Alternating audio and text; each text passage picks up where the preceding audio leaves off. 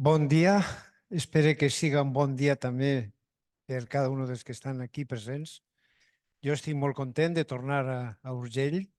Fa anys que no venia, així que quan me van proposar vindre me vaig portar una gran alegria. I, bueno, estar en Urgell i parlar de la naturalesa pues és un festín per a mi. Ahir vam tindre el primer tema, vam parlar de les orquídees, i avui anem a continuar en l'estètica. Se sol parlar molt poquet del tema de l'estètica i de l'art. Per això he elegit aquest tema, perquè me pareix que val la pena. Parlem molt poc d'aquest tema i a vegades es nota que no l'estudiem, no? Així que m'he proposat que anem a dedicar-li un temps a aquest tema, que crec que és molt important, per almenys en creacionisme és important. Bueno, la estética de la naturaleza es el título que lleva esta especie de ciclo de temas, y el subtítulo de esta segunda parte es la estética en el arte y el diseño de la naturaleza. Conceptos básicos antes de meternos en el tema.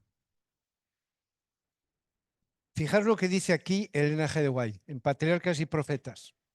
Dios se nos ha revelado en su palabra y en las obras de la creación, que a veces nos olvidamos de este otro libro. Por eso he puesto yo ahí arriba, Dios es quien inspira y revela el libro de la Biblia, pero es también quien crea el libro de la naturaleza. Y pongo el libro porque esto es una metáfora. Es muy conocida la metáfora de los dos libros. Yo siento que soy un poco emisario de los dos libros. Yo me catalogo a mí mismo como el hombre de los dos libros. Yo no puedo imaginarme desarrollar cualquier tema que no mire los dos libros. ¿Qué dice la Biblia? ¿Qué me cuenta la naturaleza? Es muy difícil. Yo creo que lo comentaba anoche, es como la mano derecha y la mano izquierda. Las dos manos armonizan, colaboran una con la otra. Entonces, cuando solamente miramos un libro, corremos el riesgo de no estar encontrando toda la verdad sobre eso. Fijaros lo que dice Elena G. White. Por el libro de la inspiración, la Biblia, y el de la naturaleza, hemos de obtener un conocimiento de Dios. Dios no está solo en la Biblia, está en la naturaleza también. Y ni soy panteísta ni soy evolucionista. ¿Sí? El ateísmo que ha desarrollado la teoría de la evolución tiene una manera de ver las cosas. El panteísmo tiene otra manera de verlas. Pero para nosotros es muy claro que la naturaleza es una criatura.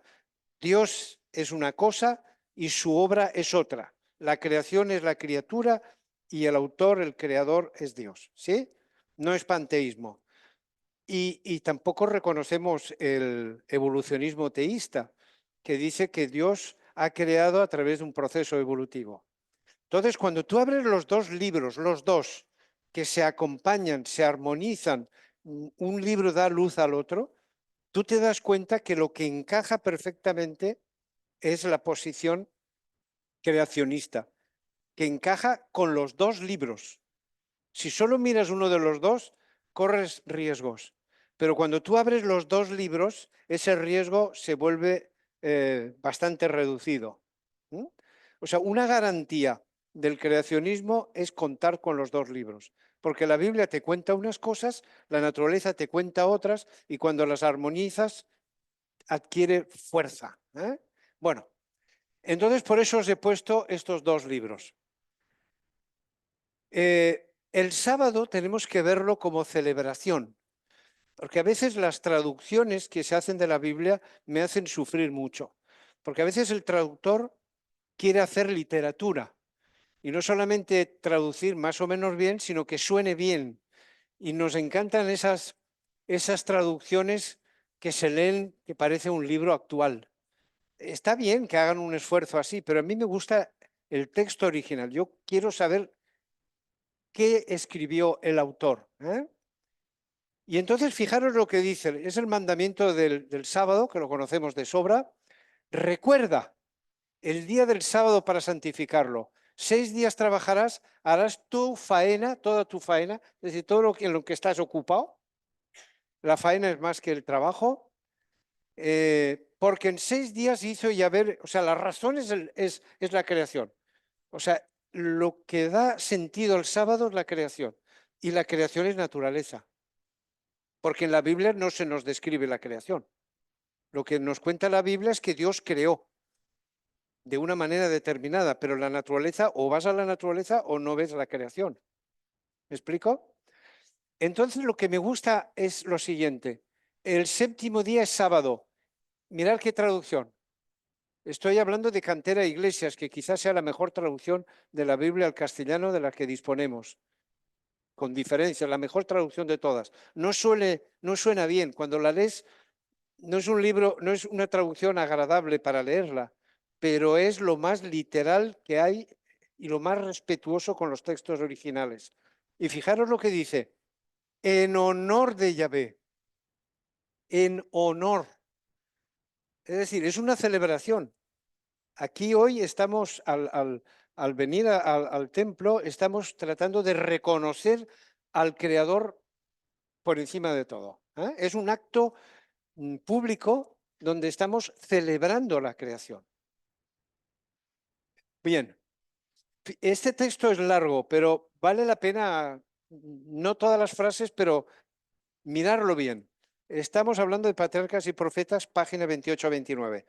Releo algunas frases. El hombre había de reposar durante este sagrado día. Elena G. White está describiendo el primer sábado. ¿Para qué? Esto me importa mucho. ¿Para qué? ¿Para qué este sábado? ¿Para qué? Mientras contemplara los cielos y la tierra, pudiese reflexionar, otra palabra que me interesa mucho, para reflexionar, o sea, es para contemplar y de lo que contemplo reflexionar sobre ello, sobre la grandiosa obra de la creación. ¿Para qué? Otra vez tenemos el para qué. Para que mientras mirara las evidencias, ayer mostrábamos las evidencias de las orquídeas, para que mientras mirara las evidencias de la sabiduría y bondad de Dios, su corazón se llenase de amor y reverencia hacia su Creador. Pero esto se consigue si abrimos el libro también de la naturaleza. Son dos libros. Lo que pasa es que los cristianos, de alguna manera, como somos hijos del protestantismo y con la reforma, Lutero y demás, dio tanto énfasis a la Biblia, pues solo la Biblia. Pero no, yo, si pudiera hablar con Lutero, le diría, no, hermano, solo la Biblia, no. Lo siento mucho. Yo sé que tú estás queriendo ponerle mucho énfasis a las escrituras, pero te estás olvidando que hay otro libro. Yo solo la Biblia, no, solo el libro de la Biblia y de la naturaleza. Metería los dos. Bueno, mirar. Dice, necesitaba dejar a un lado sus propios intereses y actividades durante un día de cada 7 para poder ¿qué? Tenéis el para qué otra vez. Para poder contemplar. Pero fijaros lo que dice, más de lleno las obras de Dios y meditar en su poder y bondad. Fijaros que es contemplar, meditar, reflexionar. Y para eso está el sábado. ¿Para qué creéis que está el sábado? Para dedicarle, es una celebración al Creador.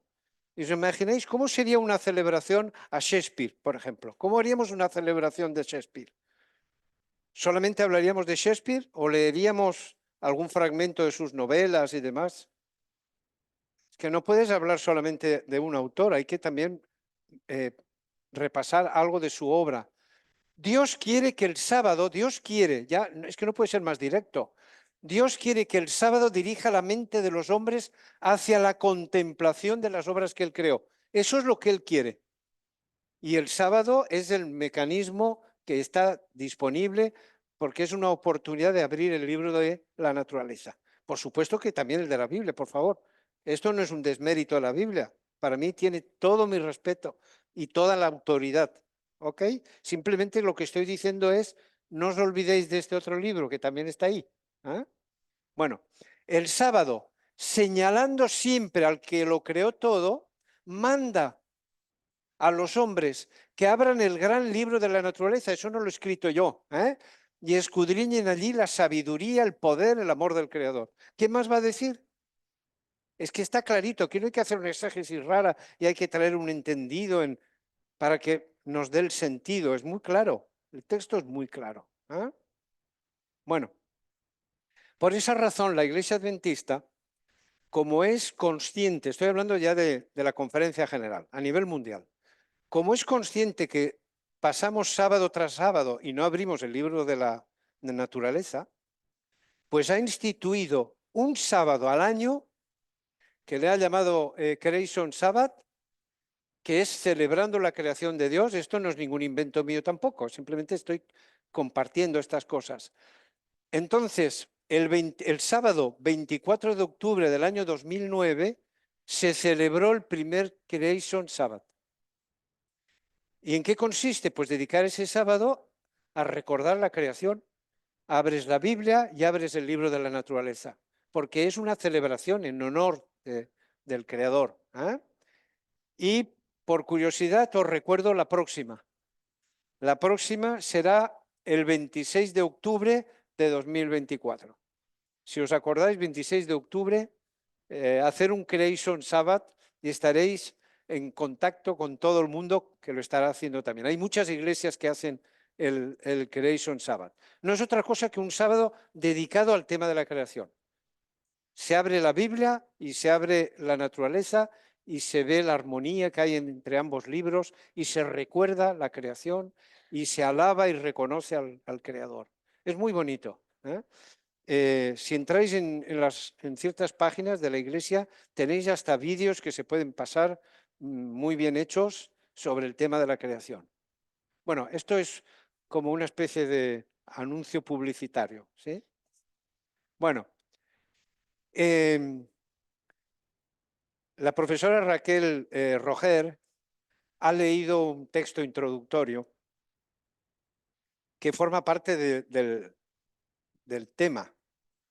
Y ella ha leído en 3 versículos, lo tenéis aquí, Génesis 1:12, 1:21, 1:25, ha leído en la expresión, vio Dios que era bueno.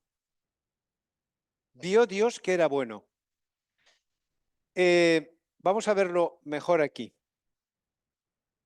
La palabra Tov se traduce por buena o bueno.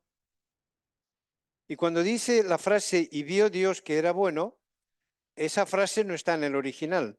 En el original pone ki top. Top es bueno y ki es qué. Es una expresión del Creador. ¡Qué bueno! O sea, Dios contempla lo que ha hecho y dice, qué bien me ha salido. Es una expresión de un artista, ¿no? Es decir, ha hecho determinada cosa, porque esta expresión aparece después de cada día de la creación, menos en el segundo, y en el segundo no aparece en el segundo día, porque lo que empieza a crear ahí no lo termina en el día 2. Empieza a hacer una creación que la termina en el día 3. Es muy interesante. Empieza algo que no termina, y como no lo termina, no hay kitop. La evaluación viene cuando has terminado. Entonces esa evaluación aparece en el 3. Entonces en el tercer día de la creación hay 2 kitops. El kitop correspondiente a lo que termina del día anterior y el kitop de ese momento.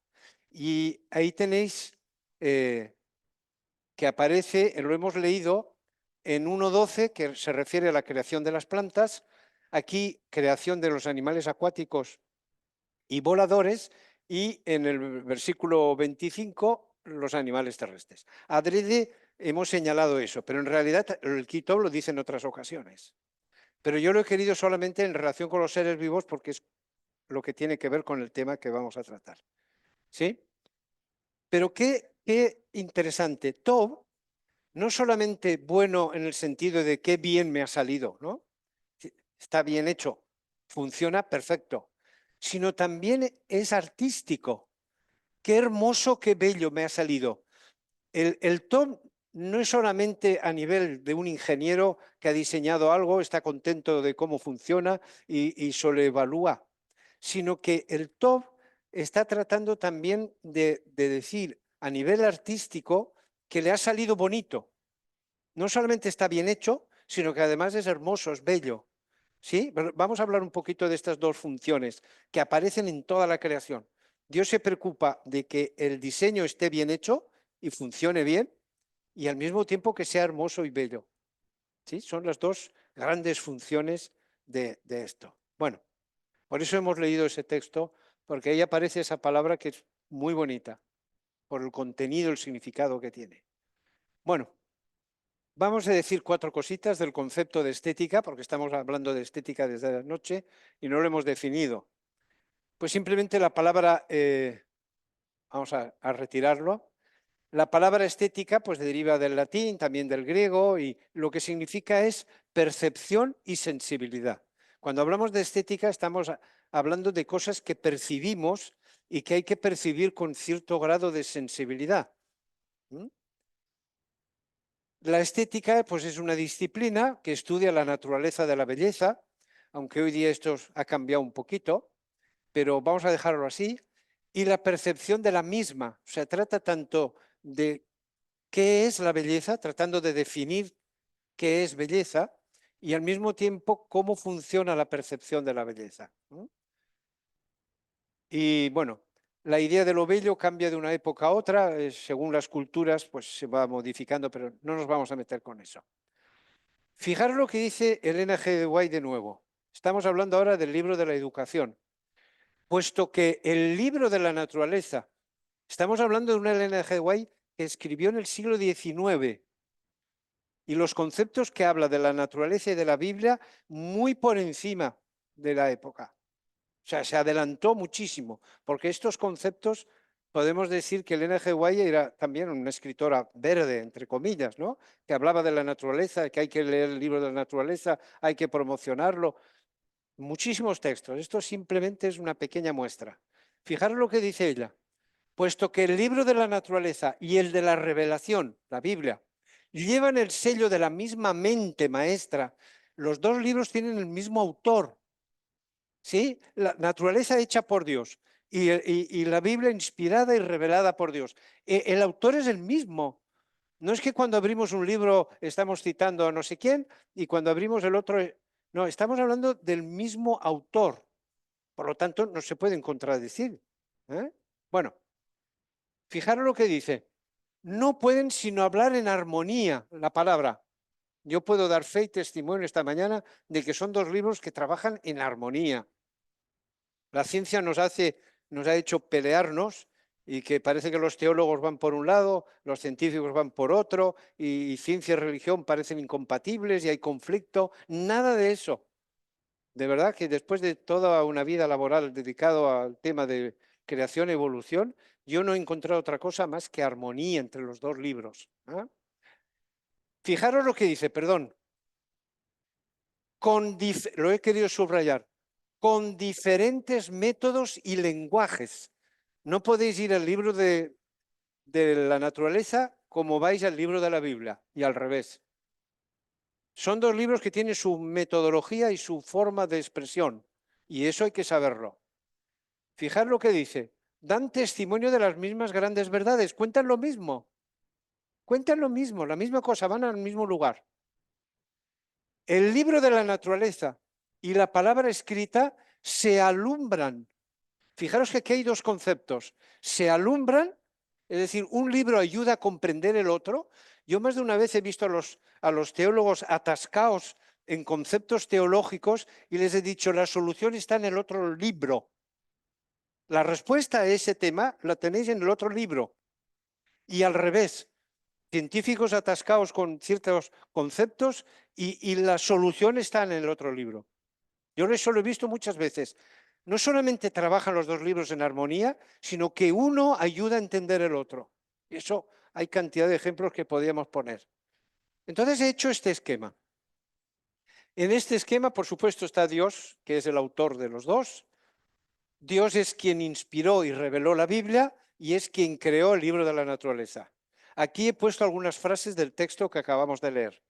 Están en armonía, se alumbran mutuamente, pero con diferentes métodos y lenguajes. Y eso hay que saberlo.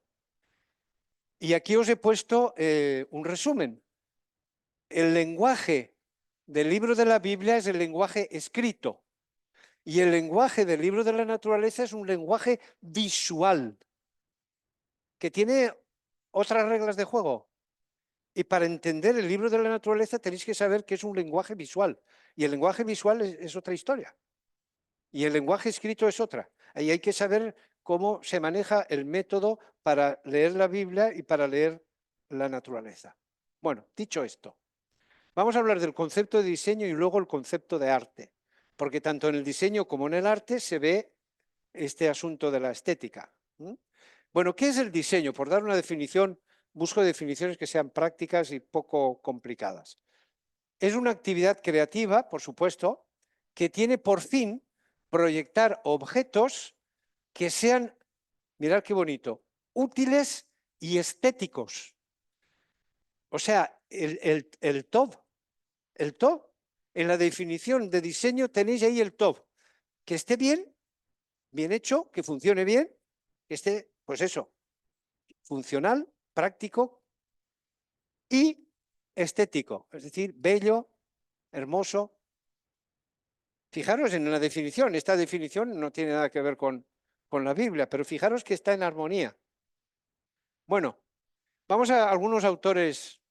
Esta autora, Ana Calvera, en un libro magnífico, Arte, Diseño, con un interrogante entre arte y diseño, el título ya es arte, lo bien hecho que está, presenta varios autores y yo os he traído algunos de los que presenta esta autora. Según este señor, fijaros lo que dice, el diseño tiene una doble vinculación. Estamos hablando de 1800, siglo XIX. El diseño tiene una doble vinculación. Por una parte está ligado de manera muy estricta a la utilidad de la cosa diseñada y por la otra lo está con el embellecimiento y la ornamentación de aquella utilidad. Es decir, ahí tenéis un autor del siglo XIX, hace bastante tiempo, contemporáneo de Elena G. White, que dice, es que en el diseño hay dos elementos muy claritos. Uno es que el objeto sea útil y al mismo tiempo sea bonito, hermoso. Otro autor, la intención de un diseñador fue crear un diseño, además de útil, bello. Lo vais a encontrar en cantidad de autores. Es decir, por si no lo hemos entendido, un objeto eficiente para el propósito que se le destina y además capaz de conmovernos en su contemplación. No solamente sea útil, práctico, que funcione bien, sino que cuando lo veamos digamos, wow, qué cosa, qué bonito, qué bien les ha salido. Siempre las dos cosas. En la mentalidad de Dios, puesto que finalmente vamos a hablar del creador, no entiende crear algo que no vale para nada, solamente para que sea bonito. En la naturaleza lo vais a encontrar una y otra vez, lo vais a ver ahora, que es útil, está bien hecho, pero al mismo tiempo es bonito. Bueno, pasamos a otro. Aquí tenemos a Bruno Munari. El sueño del diseñador es el de llegar a proyectar un objeto que desarrolle plenamente sus funciones prácticas y estéticas. Como veis, lo repiten unos y otros una y otra vez. Y mirad lo que dice aquí. Este tipo de coherencia entre lo práctico y lo estético se encuentra también en la naturaleza. Ahí tenéis ya gente muy sensible en este terreno del diseño que es capaz de reconocer que esta doble función del diseño de útil y bello aparece en la naturaleza. De forma que eso que nosotros tenemos muy claro en nuestro diseño, lo vemos también en la naturaleza. Otro autor, la misma canción.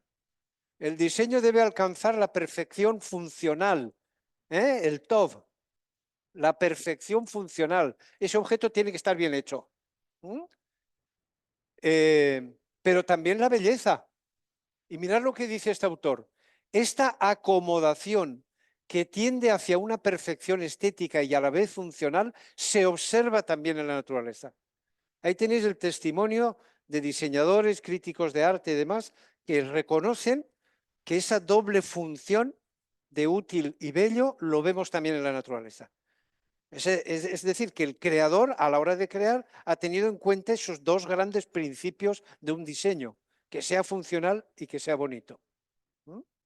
Bueno, lo vemos aquí.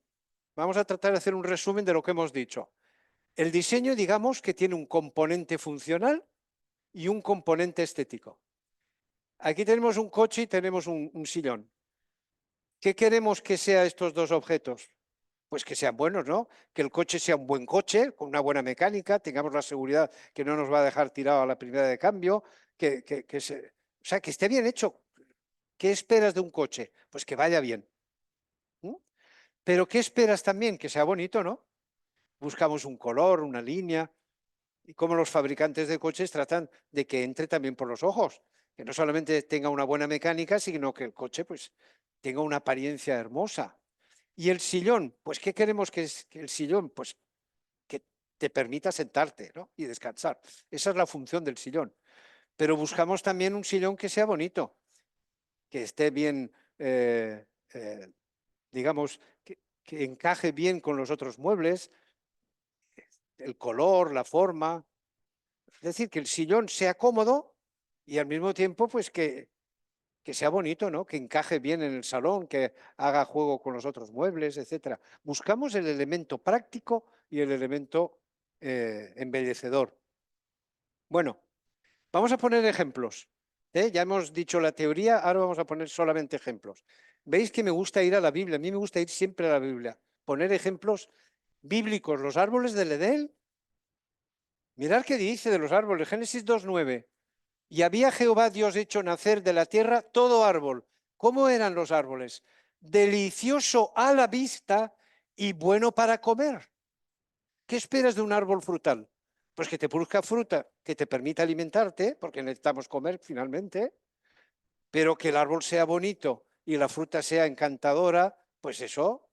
No solamente la comida, ya he visto algunos que a veces están encaprichados con el tema de la comida para que tenga todos los nutrientes y se olvidan del elemento estético. Y es que eso tiene que tener buena vista, la comida, y tiene que tener buen aroma, y tiene que saber bien. ¿Sí? O sea, queremos nutrirnos, comemos porque necesitamos alimentarnos, pero qué bonito es cuando el plato está muy bien preparado, cuando huele muy bien y sabe mejor. Es decir, el componente estético. ¿Os dais cuenta que nosotros en nuestra mentalidad también juntamos estas dos cosas? Y el creador, pues ahí lo tenéis. Mirad, más cosas. Pasamos esta diapositiva. El árbol de la vida, pues ahí lo tenéis. En medio del huerto estaba el árbol de la vida. Fijaros, aventajaba en gloria y esplendor a todos los demás árboles. O sea, era un árbol especial porque contenía el fruto nada menos que de la inmortalidad. Mientras comiéramos de ese fruto teníamos la existencia asegurada. O sea, que era un árbol muy necesario. Lo echamos a faltar, ¿verdad? Y como era un árbol muy especial en su función, también era muy especial en su estética. Y Dios hizo un árbol precioso que llamaba la atención. ¿Os dais cuenta que la mentalidad de Dios? Porque eso es lo que a mí me interesa con este tema, comprender a Dios. Entonces Dios cuando crea, esos dos componentes del diseño siempre lo junta. Bueno, hasta el árbol del conocimiento del bien y del mal. Hasta el árbol del conocimiento del bien y del mal. Un árbol prohibido del que no tenían que comer. Pero también lo embelleció. Fijaros lo que dice. Este texto lo mencionamos anoche. Y vio la mujer que el árbol del conocimiento del bien y del mal era bueno para comer, elemento práctico, que era agradable a los ojos, elemento estético. ¿Lo veis? Qué interesante. O sea, cuando ella miró el árbol, dijo, oye, es que este árbol es bonito, la serpiente está comiendo, no le pasa nada, es bueno para comer. Entonces tenéis el componente práctico, estético, funcional, para qué es un árbol frutal, sino para darte de comer, y al mismo tiempo el estético. ¡Qué bonito! Ella vio el árbol del conocimiento del bien y del mal, un árbol bonito. Hasta ese árbol Dios lo dotó con los dos componentes del diseño. Bueno, ahí tenéis. Bueno, sabéis que Japón es toda una fiesta en esta época de primavera, con los famosos cerezos en flor. Cerezos que van a producir fruta, que es un elemento práctico, para eso está el árbol. Pero cuando se cubren de flores, ¡wow! ¡Qué bonito!, ¿no? Entonces, da gusto estos árboles de verlos y luego de comerlos, porque esas flores van a convertirse en cerezas y las cerezas, pues creo que nos gustan a todos. Bueno, las flores, cualquiera que sea, tienen dos componentes. Uno estético, porque las flores son bonitas, hablamos ayer de las orquídeas, pero es que tiene un componente práctico y es que le da de comer a los insectos, porque producen néctar y los insectos lo buscan para comer. O sea, Dios es muy raro que cree algo simplemente para que esté bonito. Normalmente estos dos componentes del diseño los suele utilizar en sus creaciones una y otra vez. Y ahí tenéis las cerezas. Primero eran unas flores preciosas y ahora son unos frutos también preciosos, porque la fruta también es bonita. El diseño de los frutos da también para comentar. Bueno, os voy a poner unos trabajos que han hecho diseñadoras, porque son mujeres, y yo he tratado de hacerme con esos libritos y no ha habido manera. No he tenido suerte, ni internet, ni demás.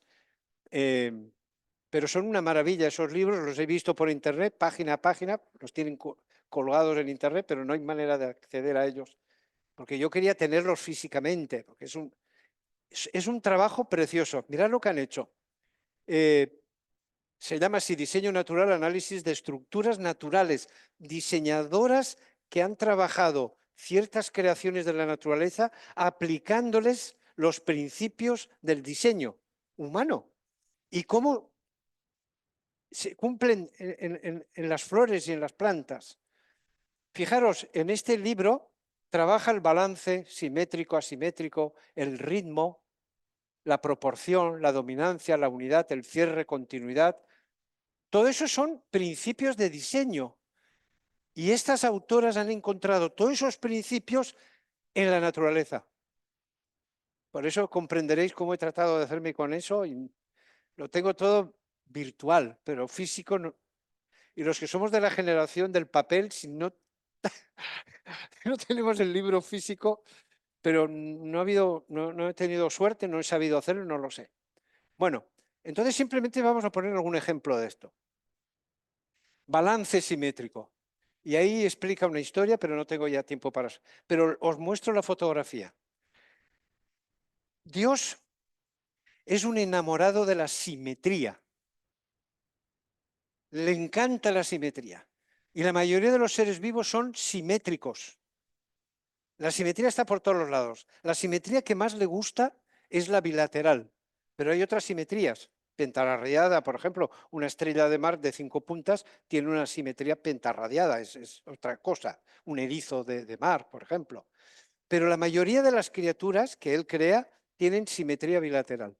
Y ahí tenéis el ejemplo de una flor. Esta es la fotografía y este es el esquema, cómo tiene estos pétalos, pero están de tal manera colocados que es una flor que muestra simetría. Y eso es un principio de diseño, la simetría. ¿No? Bueno, balance asimétrico. En algunos casos, también Dios no tiene problema en trabajar la simetría. La simetría es más fácil de trabajar. Es hacer algo que tenga dos partes iguales, ¿no? Pero la simetría es la más difícil de trabajar, porque está conformada por elementos que son diferentes y no hay manera de sacar simetría por ningún lado. ¿No? Entonces, fijaros, esta flor que la habéis visto en 40.000 lugares, pues es asimétrica total. Pero estas diseñadoras que han escrito este libro trabajan la simetría y dice, pero fijaros cómo el tamaño de los pétalos y el peso de los pétalos es de tal manera que cuando tú miras la composición está en equilibrio. las distintas partes de la flor se colocan de tal manera cuando la flor se abre que si miras el tamaño de cada pétalo y el peso, está en equilibrio. No está cargado más hacia un lado o hacia otro. O sea que Dios le gusta la simetría, pero cuando se mete con la asimetría, también hace sus juegos malabares. ¿Eh? Es un gran artista, Dios es un gran artista. La proporción. Pues miraros, esto es increíble. Aquí tenéis hojas verdes y hojas coloreadas, hojas grandes y hojas más pequeñas. Están en proporción. Si os fijáis bien, son tríos, son juegos de 3 hojas, pero están colocadas de tal manera que cada trío gira 72 grados. Y el siguiente trío otros 72. Y esos giros hacen que las hojas salgan formando una especie de espiral. De tal manera que la composición está bien proporcionada, si lo veis, está perfecta, y las hojas están colocadas de tal manera que reciben todas el sol. Esto es una maravilla de diseño, de ingeniería. ¿Mm? Fijaros el trabajo que han hecho estas autoras. Cuando yo descubrí esto, ¡wow! ¡Qué bonito era! La dominancia es otro principio. Mirarlo en un ejemplo. Hablábamos ayer de las orquídeas. Cuando tú ves esta orquídea o esta otra, ¿qué es lo que te llama la atención? ¿La vista a dónde va? Al labro, al labelo, ¿lo veis? Esto, la vista se va para aquí. ¿Sí? Esto está muy bonito, amarillo, las hojitas, perdón, los pétalos, sépalos no están mal, pero la vista se va aquí. Eso se llama dominancia. Es decir, ese cuadro, esa composición está hecha de tal manera que quiere resaltar ese punto. Y cuando los insectos van ahí no pierden el tiempo en los pétalos blancos o amarillos, se van directo a ese punto. ¿Por qué? Pues porque ahí es donde está el néctar. ¿Y qué es el secreto que guarda la planta ahí? Ahí es donde están los estambres productores de polen y ahí es donde está el gineceo, la parte femenina de la flor, para fecundarse. Entonces la propia flor es bonita toda ella, la composición, pero te marca una dominancia, hay un área, una zona de la flor que te llama la atención y es la que ella quiere subrayar para que te fijes ahí. Y si es un insecto, para que vaya ahí a fecundarla. Bueno, unidad. Aquí tenéis un ejemplo de unidad. Si eso es una inflorescencia, pero está hecha de tal manera que todas las florecitas forman un conjunto integrado.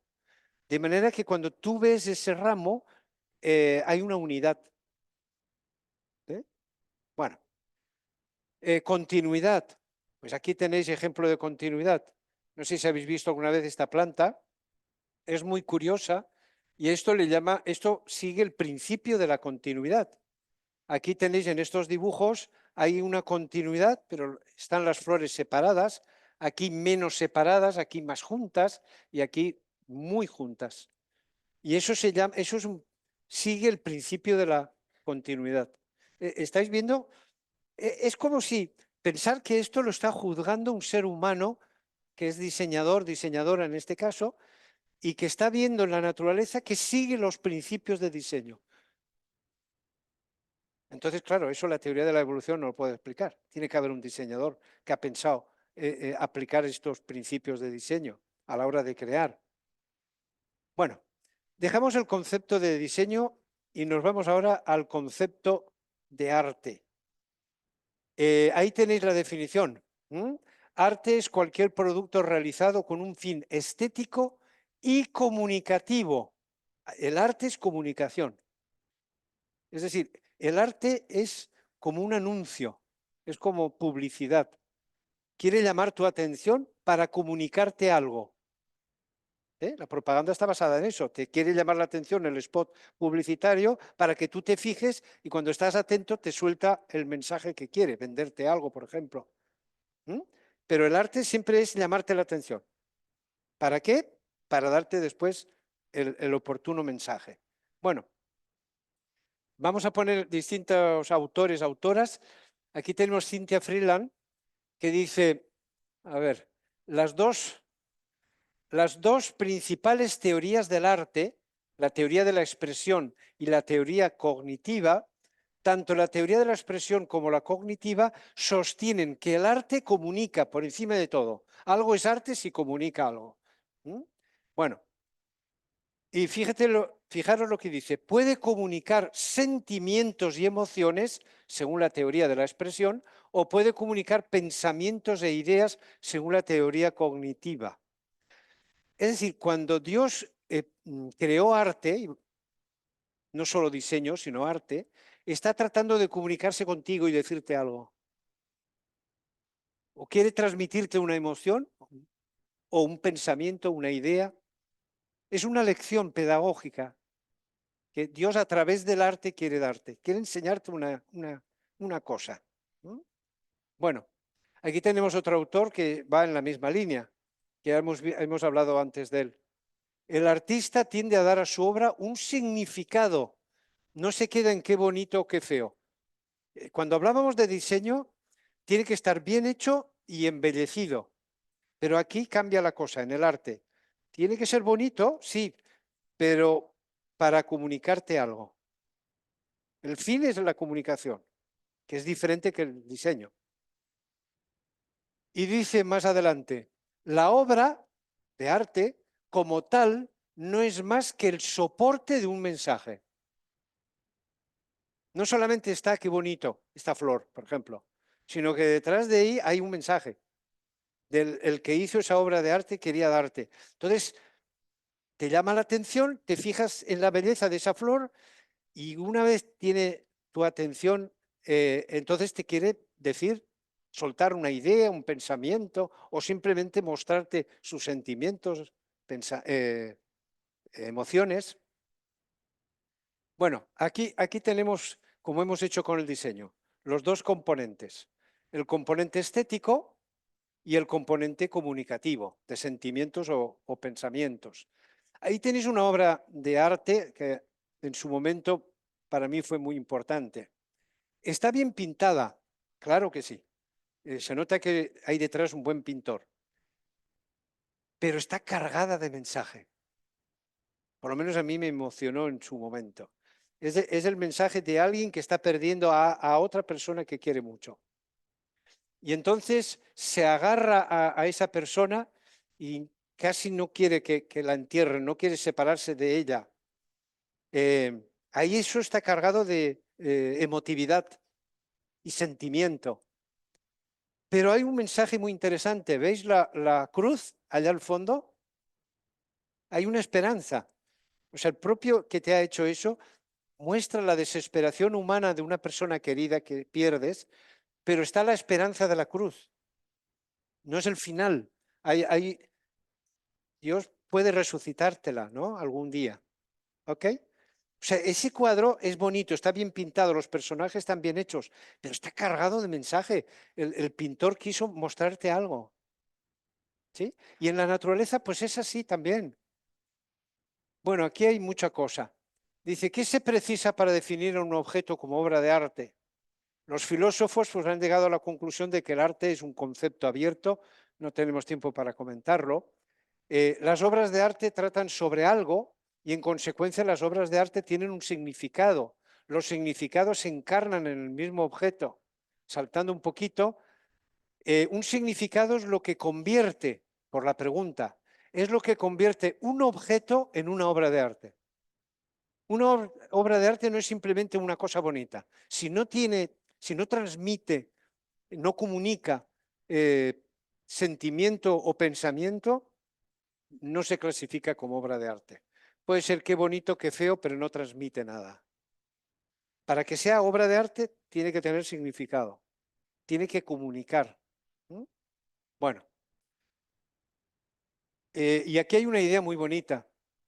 De hecho, una obra de arte sirve para todo lo que es arte, dice, son las propiedades invisibles. Lo mejor de la obra de arte es lo que no se ve. Me gusta que el autor ha puesto propiedades invisibles. Es decir, el arte lo importante no es lo que estás viendo, esa flor que es muy bonita, color y aroma y no sé qué. Lo bonito es lo que transmite y eso es invisible. Eso ya te hace trabajar la mente un poco más para encontrar el significado. Bueno, vamos a dejar todo esto y todo esto también. Mirad qué interesante. Hemos hablado del concepto de diseño, de arte, el último concepto, de arte funcional. Porque esto es lo que es, cómo crea Dios. Mirad, diseño que hemos dicho, que tiene un componente funcional y un componente estético. De arte hemos dicho que tiene un componente estético y uno comunicativo. Pues si fusionamos diseño y arte, que es lo que es o lo que ocurre en la naturaleza, mirad qué nos encontramos. Lo que se llama fusión arte-diseño, arte funcional o arte utilitario. ¿Qué es el arte utilitario? Tiene un componente funcional del diseño, eso está bien hecho, funciona bien, es útil, tiene un componente estético, es bonito, y tiene un componente comunicativo, transmite un mensaje. Dios cuando crea trata de conseguir esos tres componentes. De eso podríamos estar hablando, ya no tenemos ya tiempo. ¿Veis? O sea, el creador no ha hecho cositas bonitas o menos bonitas y ha hecho cosas que están bien hechas, sino que es un artista. Con toda la palabra de arte, el arte en la naturaleza es un arte funcional, porque los tres componentes los veis en cada obra. Bueno, si me dejáis 5 minutos, no más, ¿eh? Os digo una cosa que me parece que puede ayudar. ¿Qué sentimientos o pensamientos quiere comunicarnos el autor de estas obras de arte funcional? Hablando de la creación. ¿Qué trata de decirnos Dios con todo esto? Finalmente, ¿cuál es el mensaje? Que es invisible, que no vemos, pero que es lo esencial. Bueno, aquí hay mucho para investigar. O sea, simplemente os voy a comunicar alguna cosita, a compartir alguna idea, nada más. Porque aquí hay mucho que trabajar. Bueno, mirad, hemos encontrado que en la naturaleza hay muchos animales que regalan. El tema de regalar no se nos ha ocurrido a los seres humanos. O sea, los seres humanos tenemos la tendencia a regalar. ¿Sí? Es una cuestión social eminente. Con el regalo entramos en la vida de la otra persona y es la mejor manera de entrarle a alguien, ¿no? Y hay muchos animales que regalan. Ahí tenéis, por ejemplo, estas golondrinas de mar, como el macho, y esta tarde vamos a hablar del tema de la estética de machos y hembras, le está regalando a la hembra un pescado, porque a ella le gusta mucho, pero es un regalo para alegrarla, para acercarse a ella, para que ella lo vea con buenos ojos. Y aquí tenéis, por ejemplo, otra especie, que es el pinzón diamante, que el macho le está regalando a ella una pajita para hacer el nido, porque a ella le encanta ver material para fabricar el nido, que es lo más importante para ella en ese momento. Pero son regalos. Yo podría poner aquí ejemplos, he tenido que recortar mucho porque el tiempo vuela muy rápido. Pero en la naturaleza los animalitos se regalan unos a otros. Yo lo he visto en Argentina, un ejemplo que he contado muchas veces, igual lo habéis escuchado ya. Estuvimos en un pingüinario en el sur de Argentina, en Punta Combo. Allí todos los años se reúnen 800.000 más o menos, puede llegar hasta 1.000.000 de pingüinos. Es una ciudad de pingüinos. Yo nunca había estado en una ciudad de animales. ¿Sí? Y hay senderos y todo, porque son muy graciosos los pingüinos, porque va uno detrás de otro, parece una fila india, y son además muy respetuosos y educados, te ven como ser humano, vamos a suponer un cruce de caminos, y cuando te ven, se paran y te dejan que pases tú primero. Y claro, no te entiende el pingüino, no puedes decir, no, no, tú primero, que estabas... No, no, el pingüino hasta que no pases tú no se mueve de allí. Es muy interesante, muy interesante. Fui en varias épocas del año Y fue en la época en que los galanes tratan de conquistar a las hembras, y es la época de buscar pareja. Y vimos a uno, éramos un grupo, no estaba solo, fue un grupito que fuimos a verlo, y allí había un galán, un pingüino, que trataba de conquistar a una hembra, y madre mía, cómo batalló aquel pingüino. Le llevaba, por ejemplo, un alga, porque pensaba que a ella le encantará las algas. Entonces se fue al mar, capturó, o sea, cogió un pedazo de alga y se lo llevó con el pico, y llegaba allí. ¿Sabéis que los animales tienen protocolo? Tienen protocolo también. Y el protocolo es que si la hembra acepta el regalo, lo acepta él. ¿Sí? Pero si rechaza el regalo, lo está rechazando a él, porque ella finalmente es la que elige. Ellos tratan de conquistar, pero ella dice sí o no. Entonces le llevaba el alga, eso lo vimos, y ella lo tomó con el pico, es educada, o sea, no se desentiende, le cogió el alga en el pico y lo soltó, el alga la soltó al suelo. ¿Qué quiere ella decirle? Que no, que no. Lo siento mucho, pero no. Es un protocolo muy interesante. ¿Qué creéis que hizo el macho? Se fue al agua, le cazó un pescado parecido a esta golondrina y le dice, no, el alga, pero el pescado, a eso no, esto le va a gustar. Y le hizo lo mismo que con el alga. Se fue otra vez, esto es insistencia, y le trajo una piedrecita de cristal, pero muy erosionada por el agua. Sabéis que las botellas se rompen a veces y por la erosión se redondean. Y claro, al sol, pues brilla y demás. Le pareció que eso era ya el wow, ¿no? Un anillo de diamantes. Y le llevó aquel pedacito, oye, que se lo tiró otra vez. Y el grupo que estábamos allí le decíamos a la hembra, como si nos entendiera, anda, no te pongas tan estricta, cede un poquito, ¿no ves lo que te quiere? La de viajes que se está pegando, trayéndote cada cosa, cada vez que venía con otra cosa.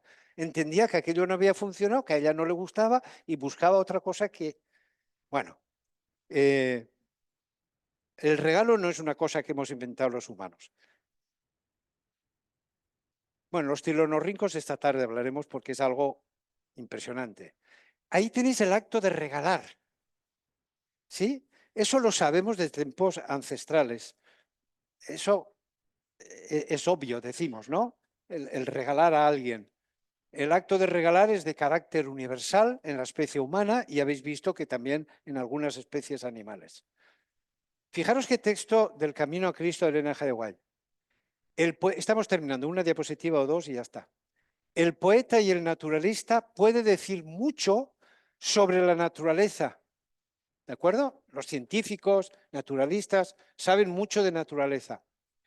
Pero es el cristiano el que más goza de la belleza de la tierra, porque reconoce que es la obra de su Padre y percibe su amor en la flor. Ese es el mensaje, su amor, te quiero. Cuando nosotros a alguien especial le regalamos una flor, en la flor viene el mensaje de te quiero. O sea, yo no te he traído una flor para que veas qué bonita, qué fea, la pongas en un florero y ya está. Sino es una manera de decirte que te quiero, que eres importante para mí, ¿no? El objetivo del regalo no es el regalo en sí. El regalo es el medio a través del cual tú estás transmitiendo una idea. Fijaros lo que dice. Percibe su amor en la flor, en el árbol, el arbusto. Nadie puede apreciar plenamente el significado del monte, del valle, del río, del mar, si no puede reconocerlos como la expresión del amor de Dios para el hombre. Esta tarde vamos a meternos un poquito más, pero la idea con la que quiero dejar el culto esta mañana es que es una manera que tiene Dios, el arte y el diseño, de decirte, eres especial para mí. ¿Sí? Te quiero, te amo mucho. Y he llenado el mundo de belleza porque son mis regalos, para que cada vez que te encuentres con estas bellezas te acuerdes de que te quiero, como lo hacemos nosotros cuando le regalamos a una persona especial un regalo de estos. no esperamos que esa persona se quede con el regalo más bonito, más feo, sino con la actitud que nosotros hacemos cuando regalamos. A mí me da la impresión, y esta tarde podemos hablarlo, incluso podemos abrir un coloquio, a mí me da la impresión que Dios ha creado de tal manera que no solamente a los insectos o a los animalitos les gusta, como veremos a la tarde, porque los animales estamos descubriendo que también tienen sentido estético, este va a ser esta tarde lo más importante, sino que Dios ha establecido la belleza como un regalo para nosotros.